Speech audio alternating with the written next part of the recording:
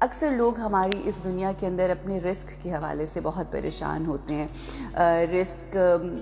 چاہتے ہیں کہ بہترین ہو، مگر اس کے لیے بہت زیادہ اسٹرگل بھی نہیں سمہاؤ کرتے اور کرنا چاہتے. بٹ یقین کیجئے، یہ بات تو یہ ہم سب کا یقین ہونا چاہیے کہ God help those, Allah help those who help themselves. اگر ہم یہ سوچیں کہ ہم گھر بیٹھے رہیں اور رزق ہمارے در پہ آ جائے گا تو اس طرح سے نہیں ہوتا. آپ کو محنت کرنی ہوتی ہے، آپ کو کوشش کرنی ہوتی ہے. مگر اللہ سبحانہ و تعالیٰ نے قرآن میں ایسے نسخے دیے ہیں کہ جن کو پڑھ کر اور اس پڑھے ہوئے کے اوپر کامل یقین رکھتے ہوئے، اللہ پہ توکل کرتے ہوئے جب ہم اپنی زندگی کو گزارتے ہیں اس پازیٹیوٹی کے ساتھ کہ اللہ رازق ہے، اللہ رزق دینے والا ہے، اللہ عنایتیں کرنے والا ہے، تو ہماری زندگی بدلنا شروع ہو جاتی ہے. یہی وہ ایٹیٹیوڈ ہے جس کو ہمیں اپنی زندگی کے اندر شامل کرنے کی ضرورت ہے. تو سورہ طلاق کی آیت نمبر 2 اور آیت نمبر 3، اس کا ترجمہ میں آپ کے سامنے پڑھوں گی. اس سے پہلے کہ میں وہ ترجمہ پڑھوں، وہ تمام لوگ جو اپنے رزق کی وجہ سے پریشان ہیں، یہ ایک بہت ہی مجرب وظیفہ کہہ لیں یا مجرب ایک دعا ہے جو آپ کر سکتے ہیں، مگر اس کو پڑھنا آپ کو کامل یقین کے ساتھ ہے کہ بے شک اللہ سبحانہ و تعالی ہماری مشکلیں آسان کرنے والا ہے. کرنا آپ نے یہ ہے کہ ایک تو صبح سویرے جب آپ فجر کی نماز کے لیے اٹھتے ہیں، وہ وقت بڑا اہم وقت ہوتا ہے. فجر کی نماز کا وقت بہت ہی اہم وقت ہوتا ہے، کیونکہ یہی وہ وقت ہوتا ہے کہ جب جس طرح سے ہم اگر آج کل کی زبان میں یہ سمجھنے کی کوشش کریں کہ اگر فار ایگزامپل ہم ایک جگہ سے دوسری جگہ جا رہے ہیں تو وہاں پہ بہت زیادہ اگر ٹریفک ہو تو ہم جلدی پہنچ نہیں پاتے. اسی طرح سے کئی دفعہ کچھ ایسے ٹائمز ہوتے ہیں کہ جس میں وائی فائی انٹرنیٹ جو ہوتا ہے وہ بہت زیادہ بزی ہوتا ہے، because every one is using that internet, تو وہ اتنا زیادہ لوڈ ہوتا ہے. یا اگر ایک آفس ہے اور اس میں ایک ہی یونٹ ہے جہاں سے سارے لوگ انٹرنیٹ یوز کر رہے ہیں، تو بڑا کئی دفعہ لوڈ ہوتا ہے جس کی وجہ سے آپ کوئی چیز ڈاؤن لوڈ اور اپلوڈ نہیں کر سکتے. And it takes a lot of time for you to connect to maybe different softwares, different جو آپ کے سوشل میڈیا سائٹس ہوتی ہیں، وہاں پہ مشکل ہوتا ہے. اس لیے یہ جو ارلی مارننگ جو ٹائم جاگنا ہوتا ہے اور اس وقت اللہ کے ساتھ جو کنیکٹیوٹی ہوتی ہے، وہ اس لیے بارہا دعاؤں کے لیے آپ کو فجر کی نماز کے بعد کہا جاتا ہے. اس کے پیچھے لاجک یہ ہے کہ جب آپ صبح اٹھتے ہیں اس ٹائم پہ لوگوں کی ٹریفک کم ہوتی ہے، ذرا کم لوگ جاگ رہے ہوتے ہیں، اور کیونکہ کم لوگ جاگ رہے ہوتے ہیں تو کنیکشن بڑی آسانی سے اللہ سبحانہ و تعالیٰ کے ساتھ ملتا ہے، and you get connected. That's why ہم لوگوں کو یہ ہمارے بزرگ بھی ہمیشہ کہتے ہیں کہ جو چیز صبح اٹھ کے یاد کی جائے، وہ جو فریش اٹھ کے آپ یاد کرتے ہو، کوئی سبق یاد کرتے ہو، قرآن پڑھتے ہو، کوئی عبادت کرتے ہو، تو اس کا امپیکٹ جو ہے وہ ڈفرینٹ ہوتا ہے نسبتاً یہ کہ اگر in the middle of the day اگر آپ اس طرح سے سارا یہ معاملہ کریں. سو فجر کی نماز کے بعد وہ لوگ جو اپنے رزق کے حوالے سے پریشان ہیں اور چاہتے ہیں کہ اللہ ان کے رزق میں برکت فرمائے، یہ میرا آزمودہ، میرا خود کا جسے کہتے ہیں نا کہ ایکسپیرینس کیا ہوا وظیفہ ہے کہ آپ فجر کی نماز کے بعد سورہ طلاق کی آیت نمبر 2 اور آیت نمبر 3 آپ پڑھیے. اول آخر درود شریف پڑھیے 3 مرتبہ، 5 مرتبہ یا 11 مرتبہ جیسے بھی آپ چاہیں، اور بیچ میں آپ نے اس دعا کو پڑھنا ہے 7 ٹائمز. اور اس دعا کو آپ عربی میں بھی پڑھیں، بٹ اس دعا کو آپ نے پڑھنا ہے اردو کے ساتھ، سو دیٹ یو نو کہ آپ اللہ سے مانگ کیا رہے ہیں. آئیے میں آپ کو اس کا ترجمہ بتاتی ہوں. اس کا ترجمہ کچھ اس طرح سے ہے کہ جو شخص اللہ سے ڈرتا ہے، اللہ اس کے لیے چھٹکارے کی شکل نکال دیتا ہے، یعنی اللہ اس کے لیے کوئی نہ کوئی صورت پیدا کر دیتا ہے، کوئی نہ کوئی سبب پیدا کر دیتا ہے، اسے غم و رنج سے نکال دیتا ہے اور ایسی جگہ سے روزی دیتا ہے جس کا اسے گمان بھی نہ ہو. اور جو شخص اللہ پر توکل کرے گا تو اللہ اسے کافی ہوگا. اللہ اپنا کام پورا کر کے ہی رہے گا. اللہ نے ہر چیز کا ایک اندازہ مقرر کر رکھا ہے. یہ تو قرآنی آیت ہو گئی. تو رزق کے حوالے سے، روزی کے حوالے سے ہی میں ایک آپ کو واقعہ آپ لوگوں کے ساتھ شیئر کروں گی so that we can understand کہ ایک بڑا ہی انٹرسٹنگ واقعہ جو آپ کو بڑا کہتے ہیں نا ایمان کو تقویت دے گا انشاءاللہ۔ مولانا جلال الدین رومی لکھتے ہیں کہ حضرت داؤد کے دور میں، حضرت داؤد کا دور تھا اور اس دور میں ایک شخص تھا جو اللہ سبحانہ و تعالیٰ کی بارگاہ میں خوب دعائیں کیا کرتا تھا، حمد و ستائش کرتا تھا، اور اللہ کی ایک نیک انسان تھا، حرام اور حلال میں تمیز کرتا تھا،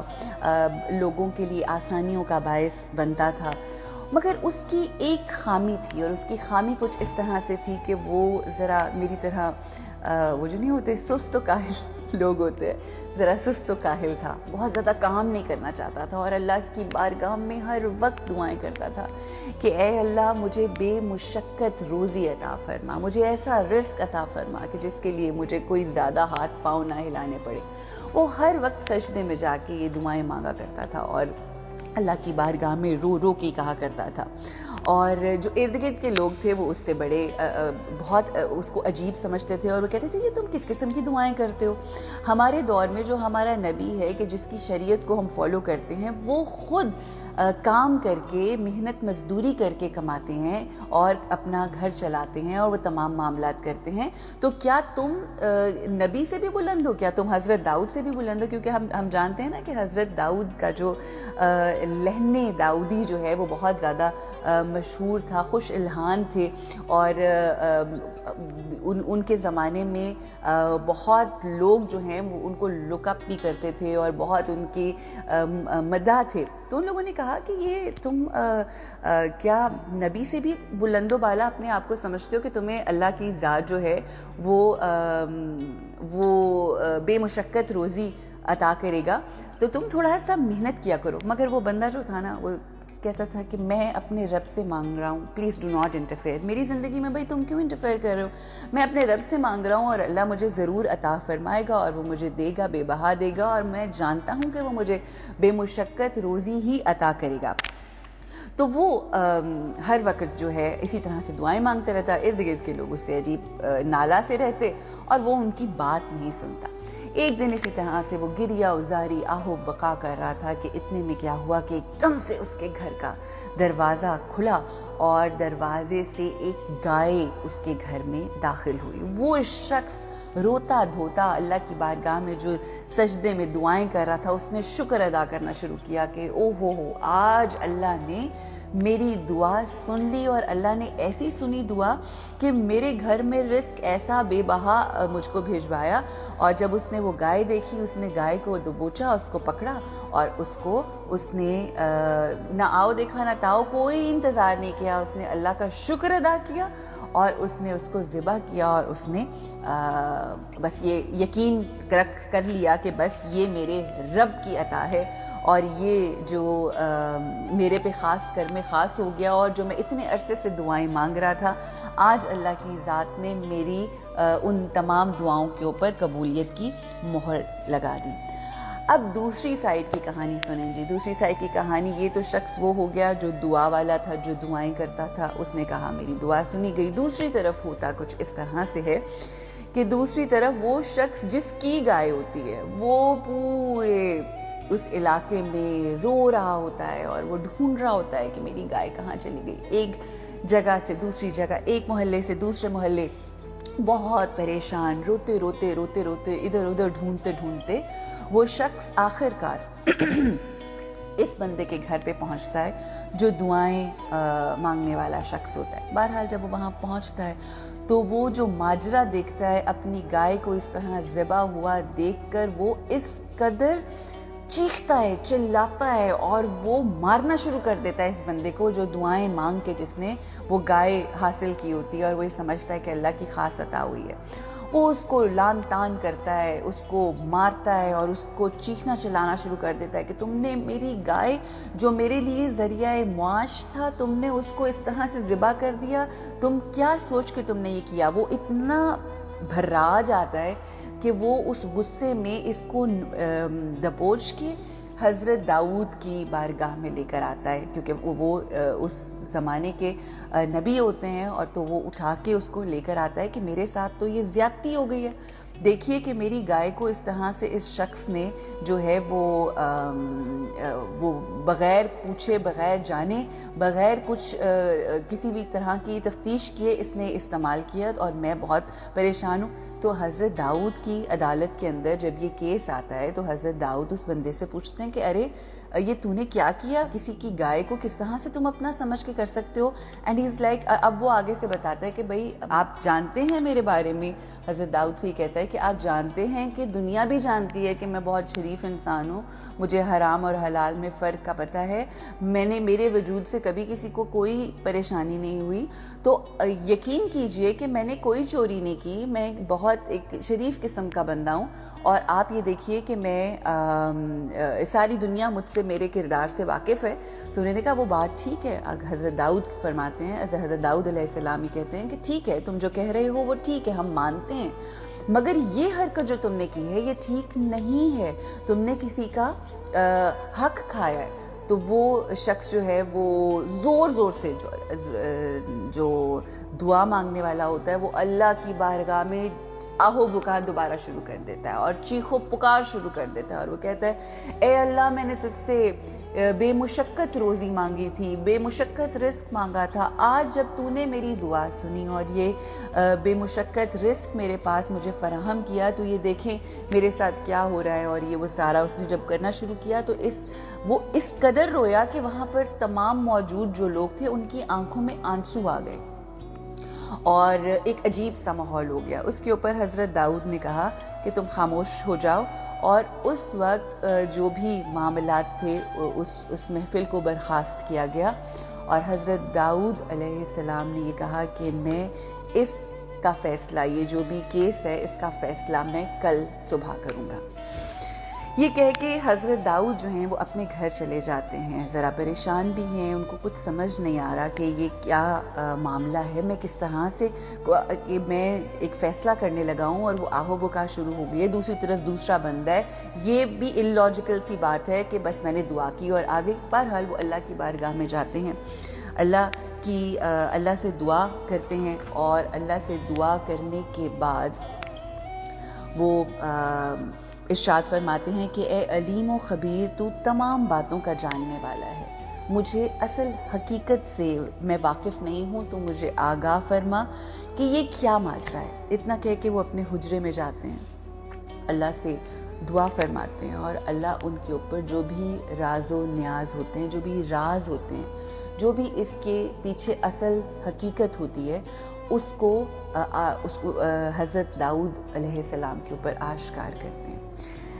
اور جب رات گزرتی ہے، اگلا دن آتا ہے، دوبارہ سے عدالت لگتی ہے، تو حضرت داؤد علیہ السلام جتنے بھی وہاں پر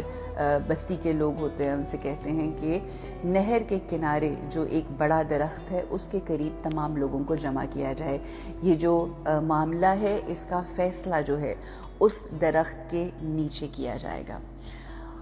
بہرحال وقت گزرتا ہے، چند ہی 1-2 گھنٹوں کے اندر وہاں پر ایک دوبارہ سے نشست ہوتی ہے جہاں پر تمام لوگ بستی کے آتے ہیں، سب حیران اور پریشان ہوتے ہیں، they are all curious کہ کیا اس کا فیصلہ ہوگا، کس طرح سے حضرت داؤد اس کا فیصلہ کریں گے۔ اور بہرحال وہ جب جاتے ہیں تو وہاں پر حضرت داؤد علیہ السلام وہ جو گائے والا بندہ ہوتا ہے، جس کی گائے ہوتی ہے، اس کو مخاطب کرتے ہیں اور اس کو یہ کہتے ہیں کہ تیرے حق میں یہ بہتر ہے کہ اس کا پیچھا چھوڑ دے اور یہاں سے چلا جا، اور یہ شخص جس نے دعا کی اور اس کے پاس یہ گائے آئی، اس سے تو اس کو معاف بھی کر دے، اور تو بھی اس سے معافی مانگ، اور تو یہاں سے خاموشی سے چلا جا۔ جب یہ بات ہوتی ہے تو وہ شخص کی جس کی گائے ہوتی ہے وہ اس قدر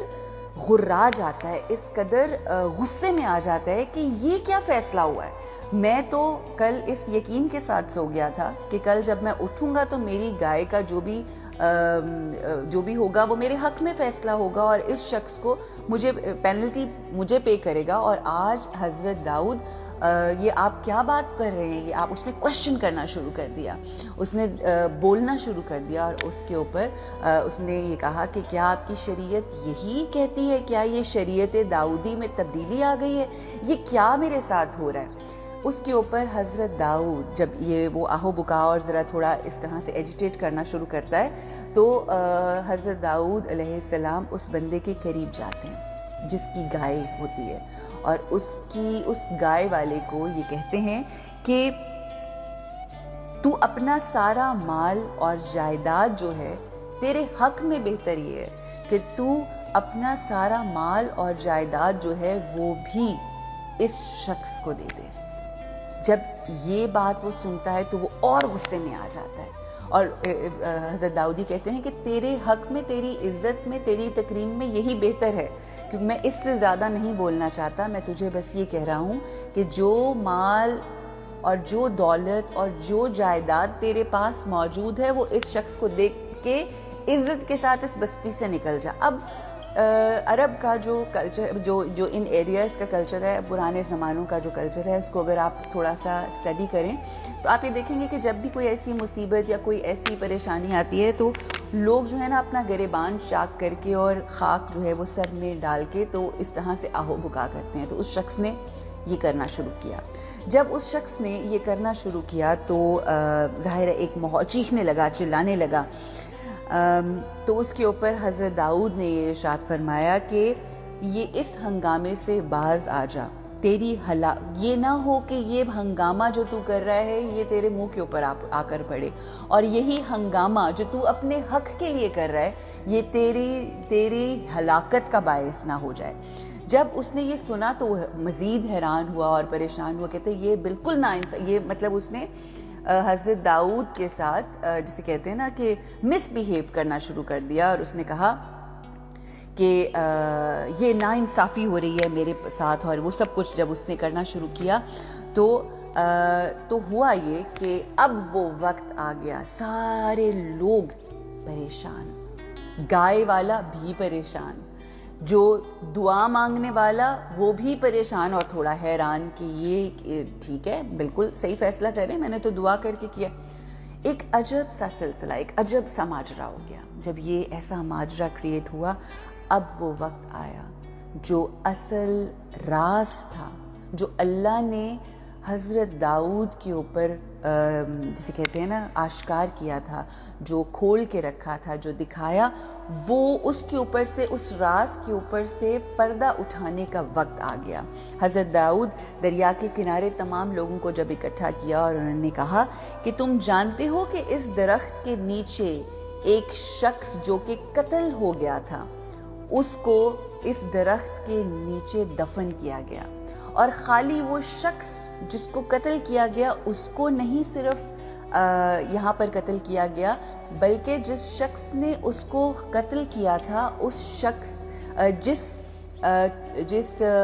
کیا کہتے ہیں اس کو, جس اوزار کے ساتھ یعنی جس چاقو کے ساتھ اس کو قتل کیا گیا تھا, اس کے اوپر خون تھا. تو جو قاتل تھا اس نے ڈر کے مارے جب اس شخص کو, جس مقتول کو, جس شخص کو, اپنے آقا کو اس نے قتل کیا, اور اس کی دولت, اس کی جائیداد اور جتنا سامان تھا وہ اس شخص نے جس نے قتل کیا اپنے آقا کا, وہ اس سے لے لیا اور اس کو اس درخت کے نیچے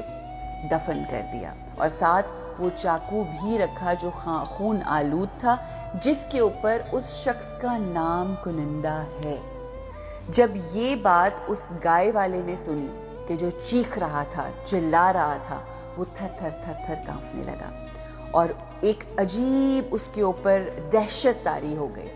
پھر کیا ہوا کہ وہاں پر جو درخت کے نیچے جہاں پر دفن کیا گیا تھا,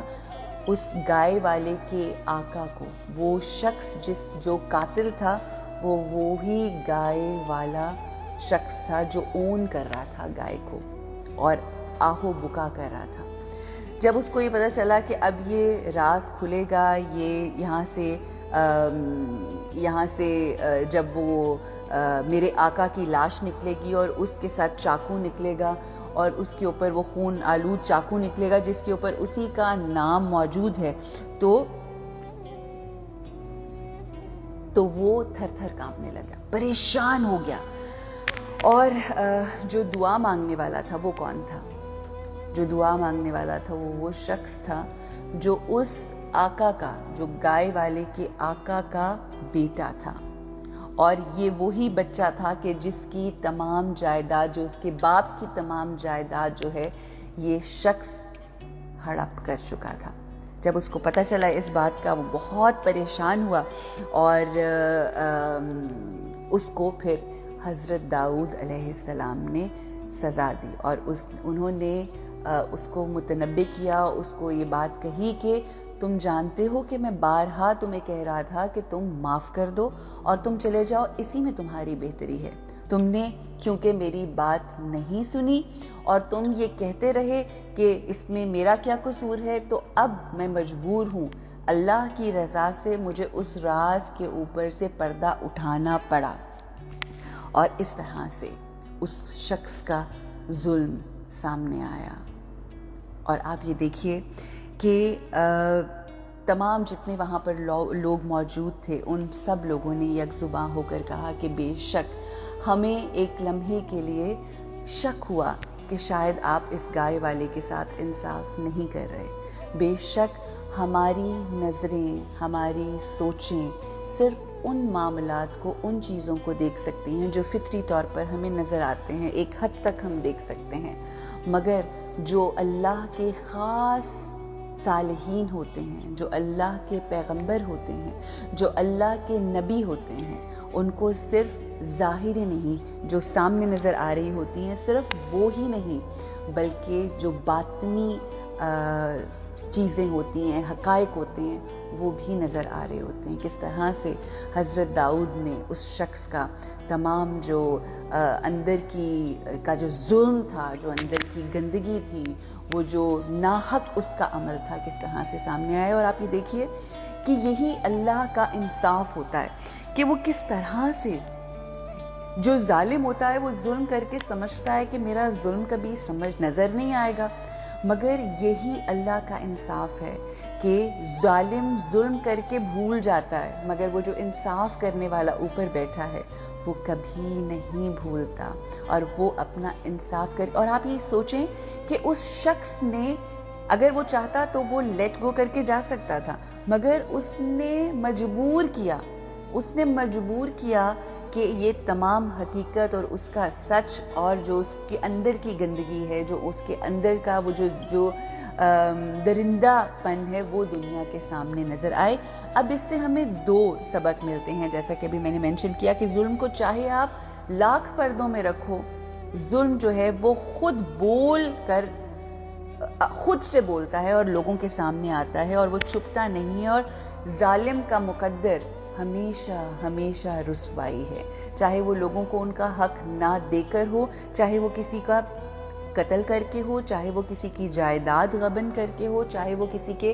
بچوں کو دور رکھ کے ہو، چاہے وہ کوئی بھی عمل ایسا ہو جو اللہ کی راہ میں آپ کسی کے حق سے جب آپ نے کسی کو دور کر دیا تو آپ نے وہی ظلم کیا،